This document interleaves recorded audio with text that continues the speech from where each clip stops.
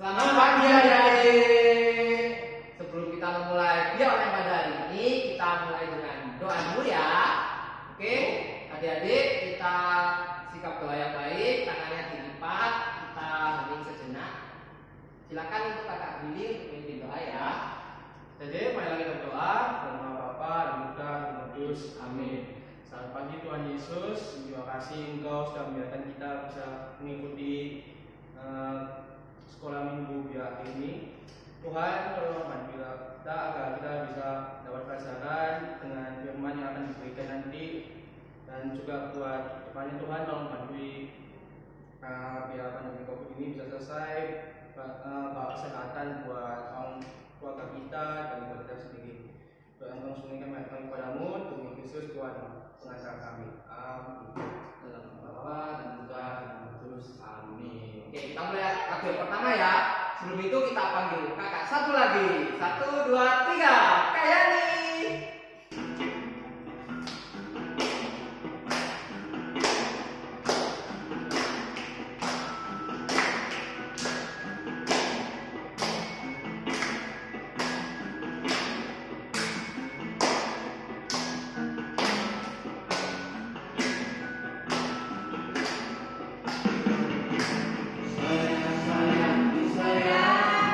Aku disayang Tuhan.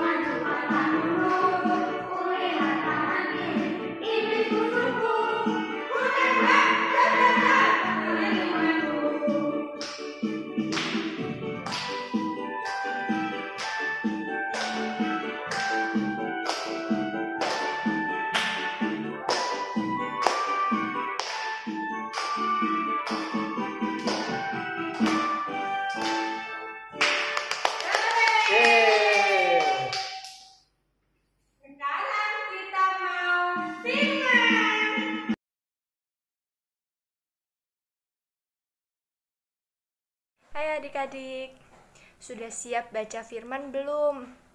Ayo Alkitabnya diambil dulu ya. Hari ini kita mau baca dari Injil Matius. Matius ada di Perjanjian Baru. Cari yang angka besarnya 14, Matius 14. Terus cari yang angka kecilnya 13. Matius bab 14 ayat 13 sampai 21. Kita baca bareng-bareng ya. Ayat 13. Setelah Yesus mendengar berita itu, menyingkirlah ia dari situ dan hendak mengasingkan diri dengan perahu ke tempat yang sunyi. Tetapi orang banyak mendengarnya dan mengikuti dia dengan mengambil jalan darat dari kota-kota mereka. Ayat 14. Ketika Yesus mendarat, ia melihat orang banyak yang besar jumlahnya. Maka tergeraklah hatinya oleh belas kasihan kepada mereka, dan ia menyembuhkan mereka yang sakit. Ayat 15. Menjelang malam, murid-muridnya datang kepadanya dan berkata, "Tempat ini sunyi, dan hari sudah mulai malam. Suruhlah orang banyak itu pergi, supaya mereka dapat membeli makanan di desa-desa." Ayat 16. Tetapi Yesus berkata kepada mereka, "Tidak perlu mereka pergi, kamu harus memberi mereka makan." Ayat 17. Jawab mereka, "Yang ada pada kami di sini hanya 5 roti dan 2 ikan." Ayat 18. Yesus berkata, "Bawalah kemari kepadaku." Ayat 19. Lalu disuruhnya orang banyak itu duduk di rumput. Dan setelah diambilnya 5 roti dan 2 ikan itu, Yesus menengadah ke langit dan mengucap berkat. Lalu memecah-mecahkan roti itu dan memberikannya kepada murid-muridnya. Lalu murid-muridnya membagi-bagikannya kepada orang banyak. Ayat 20. Dan mereka semuanya makan sampai kenyang. Kemudian orang mengumpulkan potongan-potongan roti yang sisa, 12 bakul penuh. Ayat 21. Yang ikut makan kira-kira 5.000 laki-laki, tidak termasuk perempuan dan anak-anak. Demikianlah Injil Tuhan. Terpujilah Kristus. Halo adik-adik, hari ini kakak akan menjelaskan tentang firman. Apa itu?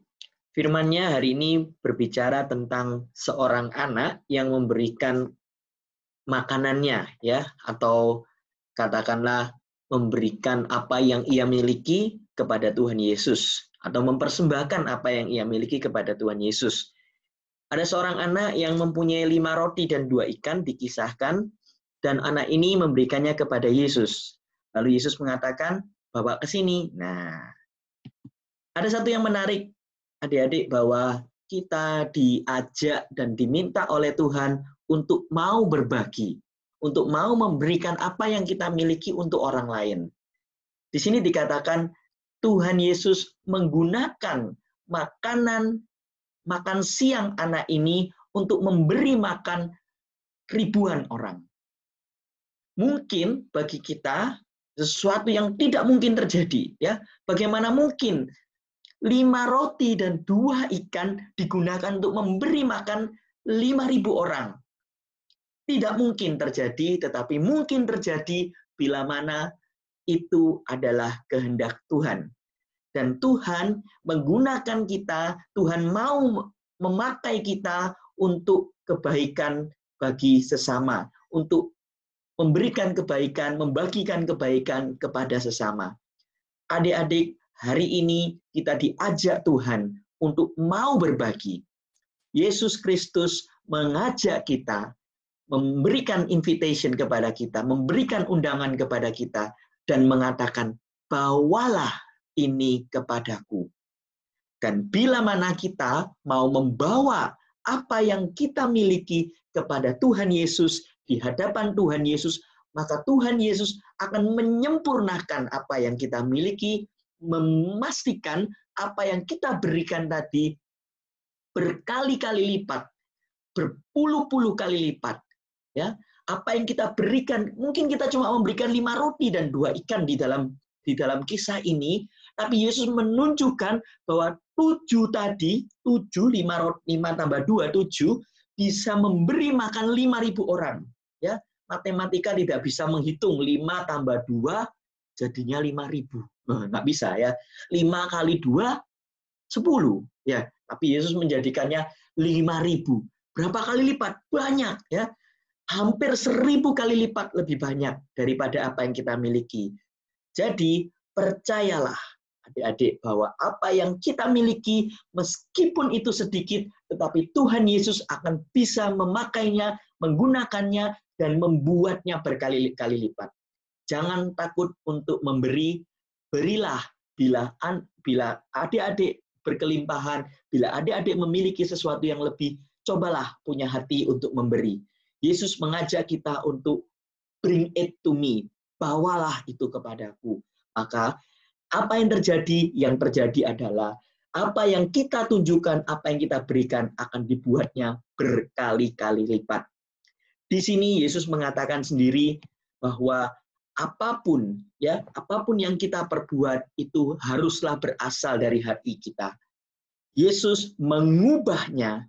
Yesus akan mengubah apa yang kita berikan dan menjadikannya sebagai suatu mukjizat. Ini waktunya adik-adik untuk boleh mengasihi sesama lewat apa yang adik-adik beri. Bila ada teman kalian membutuhkan bantuan, cobalah untuk dibantu. Bila ada teman kalian yang membutuhkan sesuatu, cobalah untuk dibantu. Dengan membantu teman kalian, jangan khawatir, adik-adik tidak akan kehilangan apapun, tetapi adik-adik akan menjadikan apa yang kalian berikan itu berpuluh-puluh kali lipat akan memberkati orang lain dan juga memberkati hidup kita. Tuhan memberkati kita semua. Amin.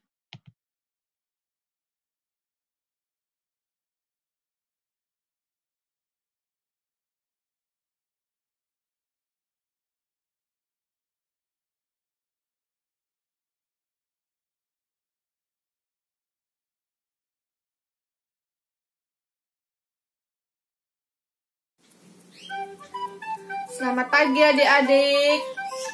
Setelah kita mendengarkan firman, sekarang saatnya aktivitas ya. Ini kakak sudah sediakan alat-alatnya. Jadi butuh kertas HVS, pensil, spidol, penghapus, pensil warna, gunting, plong-plongan, isolasi bolak-balik, terus piring kertas. Kalau misalnya adik-adik nggak punya piring kertas, boleh pakai buffalo. Jadi nanti ambil cetakan piring, jadi dibuat lingkarannya. Terus pita sama sedotan.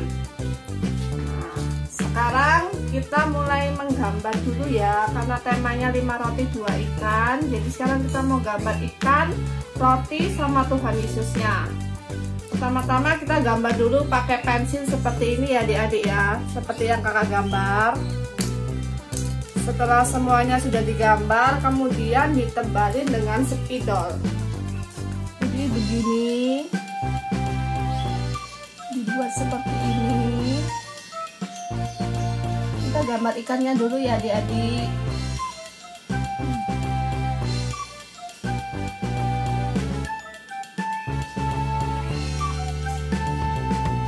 Ikannya gambar 2. Sekarang kita gambar matanya. Terus kita gambar satu lagi sama seperti yang tadi.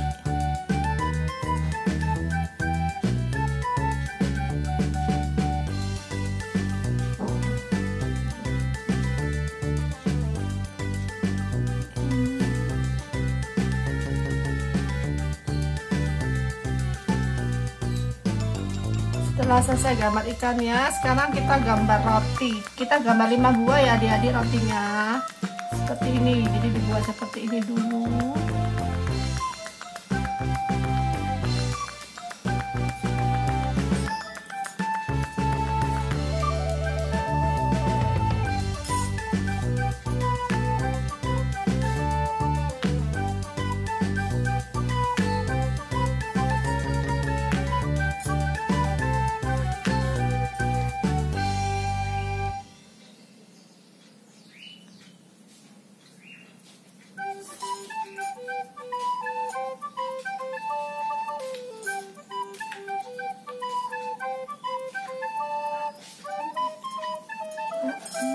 satu lagi.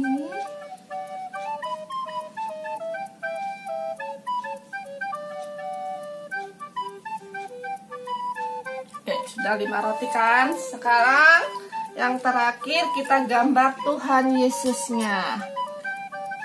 Jadi ini ya, seperti gini dulu, dibuat seperti kayak apa itu, topi, bukan topi, sini wajahnya sih. Terus sekarang kita gambar tangannya.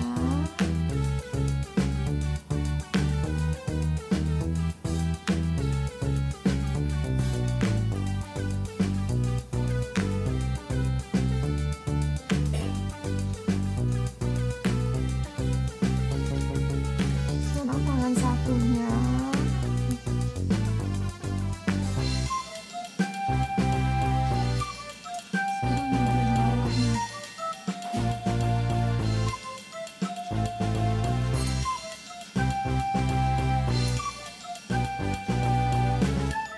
Iya, jangan mau ketinggalan rambutnya ya adik-adik.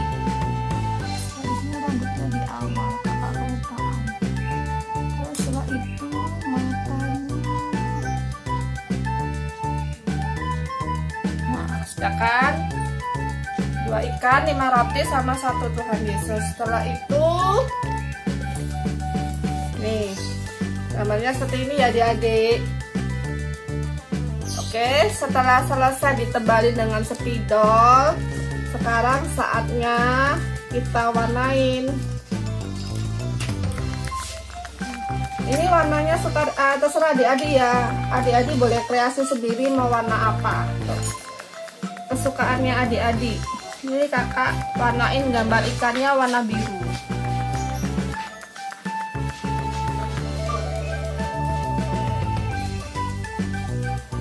Kalau adik-adik mau gambar ikannya warna-warni juga boleh, terserah adik-adik.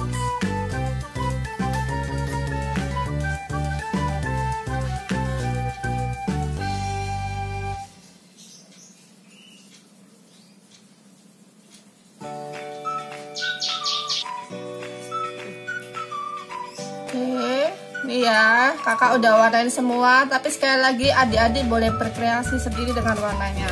Teng-teng, seperti ini ya. Oke, setelah semuanya selesai diwarnain, saatnya digunting satu-satu.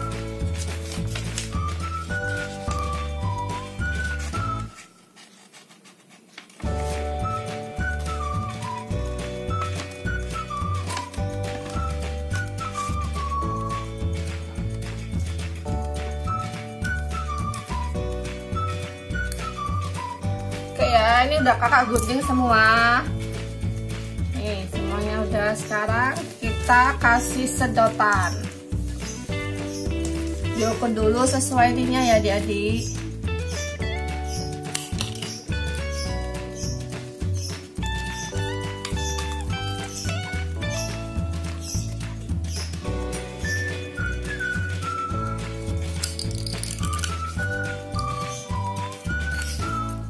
Jadi digunting sesuai ukurannya ya.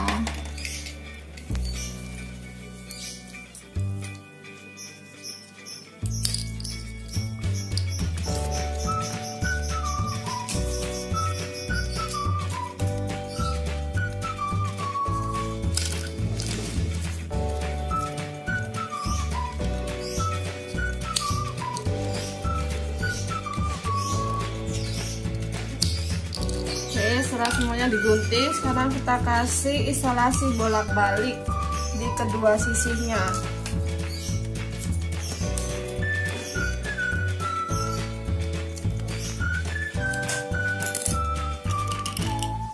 Ya, dikasih isolasi bolak-balik di kedua sisinya.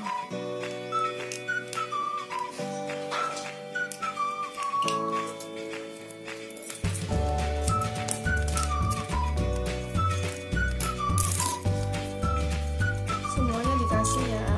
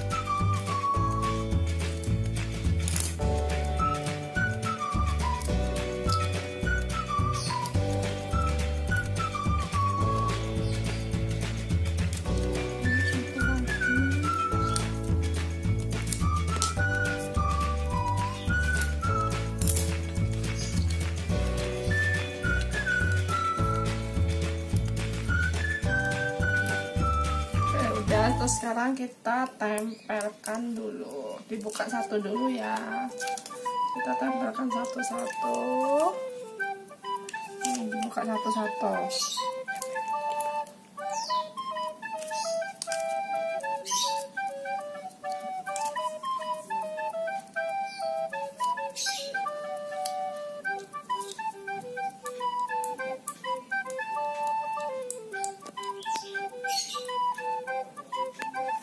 Terus setelah semuanya udah ditempel, sekarang kita tempelin di ini piring kertasnya, atau mungkin tadi kalau nggak ada buffalo yang udah dibentuk lingkaran ya adik-adik. Ini kita tempel satu persatu.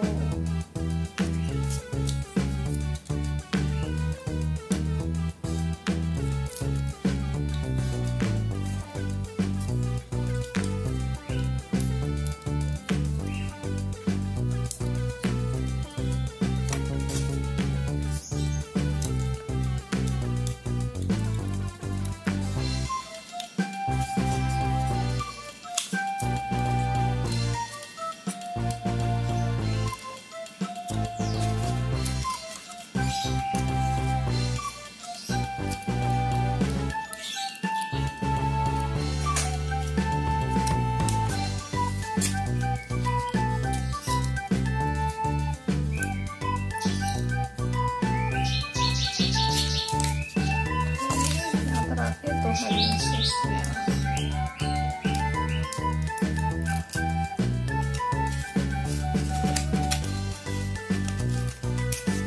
Oke, seperti ini. Terus kemudian kita plong.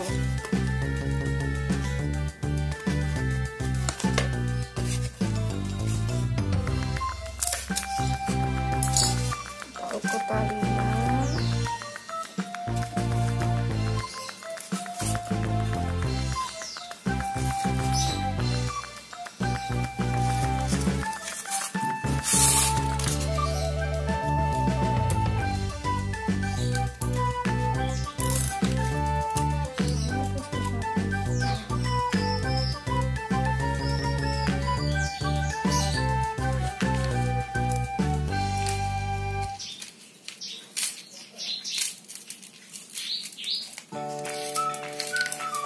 Seperti ini adik-adik ya. Dan yang terakhir, jangan lupa ayat hafalannya juga ditempel di sini. Oke, jadi seperti ini ya adik-adik. Selamat beraktivitas di rumah ya adik-adik. Sampai jumpa.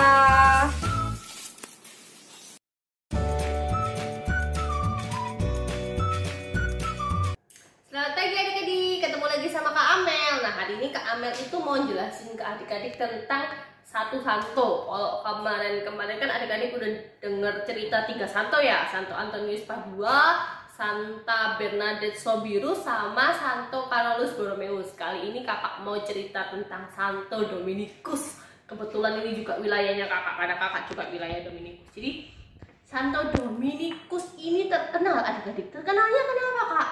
Soalnya gini, jadi Santo Dominikus ini punya papa sama mama yang sangat taat banget kepada Tuhan.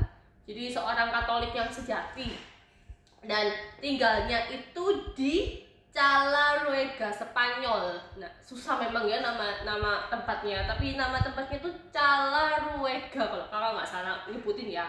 Nama papanya itu Felix de Guzman, nama mamanya itu Yohana, Beata Yohana. Jadi ketika itu tahun 1170 tuh papa mamanya tuh lagi menantikan seorang anak lagi. Jadi mamanya lagi hamil. Terus ketika hamil tuh mamanya dapat mimpi. Mimpinya itu mengenai ada seorang anjing hitam putih yang bawa obor yang menyala.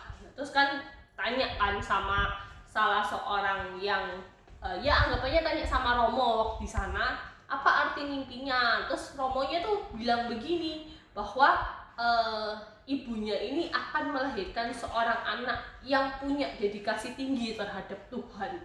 Terus akhirnya lahirlah dan diberi nama Dominikus. Nah, sewaktu kecil Dominikus ini hidupnya sangat taat. Jadi sama kayak papa mamanya ini adik-adik, hidupnya taat kepada Tuhan, suka mendengarkan sabda Tuhan, belajar tentang sabda Tuhan, hidupnya suci sekali gitu. Terus sampai akhirnya sama orang tuanya dibawa kuliah ke salah satu universitas yang terkenal waktu itu untuk lebih mempelajari mengenai agama, karena orang tuanya itu berharap Santo Dominikus ini itu menjadi seorang romo, menjadi seorang imam. Maka dia belajar ke salah satu universitas yang terkenal itu. Nah, ketika itu akhirnya pada umur 24 tahun Dominikus beneran menjadi seorang imam, jadi Romo Dominikus gitu panggilannya. Dia masuk di biara Osma, terus kemudian nggak lama dia menjadi seorang imam. Nah, selama dia menjadi seorang imam ini adik-adik, dia pernah dikirim ke Prancis Selatan. Kenapa kok dikirim ke sana? Karena pada waktu itu di Prancis Selatan itu banyak ajaran yang salah, banyak ajaran yang tidak benar, yang menentang Tuhan. Contohnya apa, Kak? Contohnya tidak mengakui Tuhan Yesus itu adalah Tuhan, tidak mengakui bahwa sabda Tuhan yang ada di Alkitab yang biasa kita baca itu dianggap salah semua, nggak benar ceritanya. Jadi mereka mengajarkan ajaran-ajaran yang salah, dan ajaran yang salah itu berkembang besar di Prancis Selatan. Kenapa kok bisa berkembang? Banyak alasannya, karena waktu itu raja-rajanya juga ngikuti ajaran sesat itu, ajaran yang salah itu. Jadi kemakan omongan-omongan orang yang ngomongnya salah gitu. Dominikus berusaha bersama temannya namanya Uskup Diego waktu itu, mereka berusaha sekuat tenaga untuk bisa mengalahkan ajaran itu. Jadi Dominikus itu mengajarkan sabda Tuhan, melakukan pewartaan kepada orang-orang yang ajarannya salah itu tadi. Beberapa berhasil, beberapa gagal. Nah, gagalnya itu Dominikus akhirnya mikirin cara, Santo Dominikus mikirin cara, gimana ya supaya berhasil, supaya nggak gagal, karena lebih banyak gagalnya daripada berhasilnya. Akhirnya Dominikus pun menyarankan kepada uskup waktu itu, dia mau mendirikan sebuah ordo. Jadi kayak sebuah ordo, namanya Ordo Pengkhotbah, atau kalau disingkat sekarang itu OP. Sama OP itu sama kayak CM. Nah, kalau di Kelsapa kan CM, Kongregasi Misi. Nah, kalau Dominikus ini mendirikan sebuah ordo namanya Ordo Pengkhotbah. Nah, di situ para imam yang baru-baru itu diajarkan sama Dominikus bagaimana cara menyampaikan firman yang bagus, bagaimana cara mewartakan sabda Tuhan yang bagus supaya orang-orang itu kembali ke jalan Tuhan, nggak ikut ajaran yang salah itu tadi. Terus kemudian ketika ngomong sama uskupnya cuma punya 2 syarat. Ke Dominikus bilang gini, ku resmikan ordo pengkhotbahmu atau namanya ordo Dominikan, tapi ada 2 syarat. Syarat yang pertama adalah harus punya tempat sendiri untuk melakukan ibadah. Yang kedua, harus mulai menyusun aturan bagaimana hidup pembiara di sana. Jadi kayak Dominikus disuruh nulis aturan-aturan kalau misalnya kita mau hidup di ordo Dominikan, hidup pembiara di ordo pewarta atau ordo pengkhotbah, itu bagaimana, harus ngapain aja, terus punya tempat sendiri nggak untuk beribadah.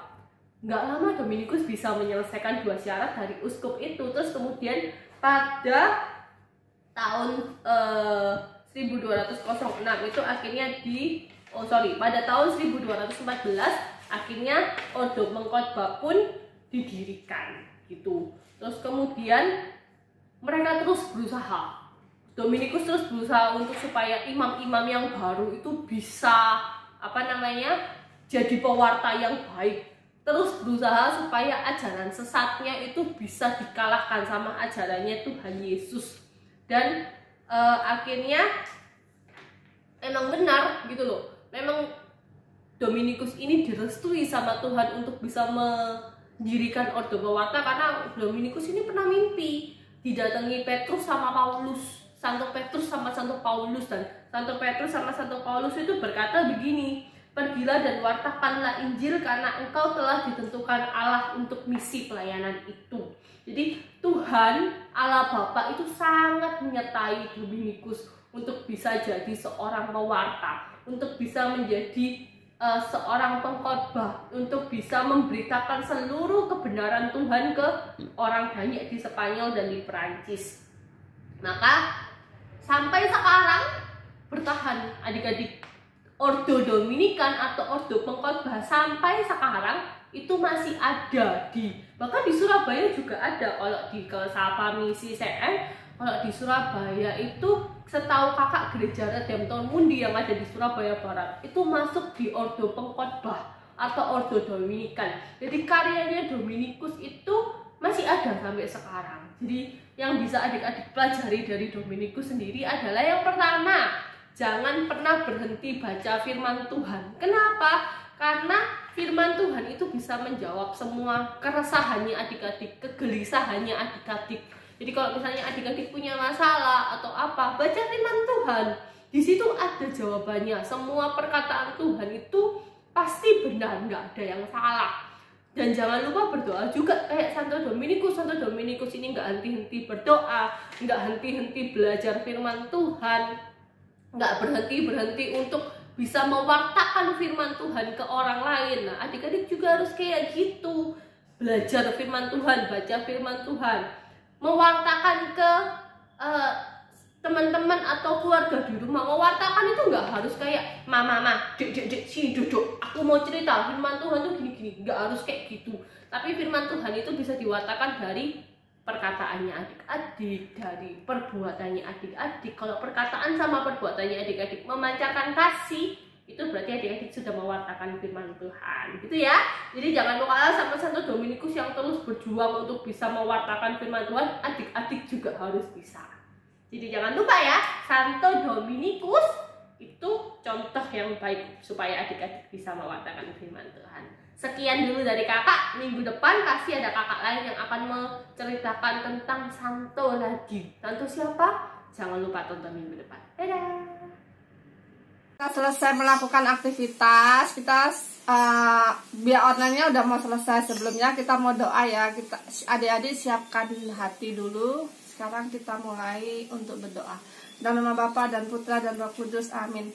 Selamat pagi Tuhan Yesus. Terima kasih atas penyertaan-Mu selama via online pada hari ini. Engkau yang boleh berkati setiap kesehatan kami dan keluarga kami, sehingga minggu depan kami boleh kembali mengikuti via online kelahiran Santa Perawan Maria. Dan berkatilah segala aktivitas kami hari ini, mulai dari pagi, pertengahan hingga malam, sehingga setiap hal yang boleh kami kerjakan boleh berjalan dengan baik dan lancar. Terima kasih Tuhan Yesus. Salam Maria, penuh rahmat Tuhan sertamu. Terpujilah engkau di antara wanita, dan terpujilah buah tubuhmu Yesus. Santa Maria, Bunda Allah, doakanlah kami yang berdosa ini sekarang dan waktu kami mati. Amin. Dalam nama Bapa dan Putra dan Roh Kudus. Amin.